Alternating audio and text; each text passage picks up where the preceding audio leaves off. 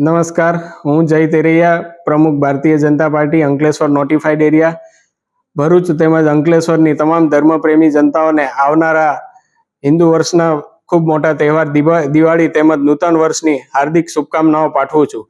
આ વિક્રમ સંવત 2082 આપના તેમજ આપના પરિવાર માટે ખૂબ લાભદાયી, સ્વાસ્થ્ય ખૂબ સારું રહે તેમજ તમામ રીતે આપને લાભદાયી નીવડે એવી પ્રભુને પ્રાર્થના કરું છું અને દિવાળી તેમજ નવા વર્ષની આપને શુભકામનાઓ પાઠવું છું.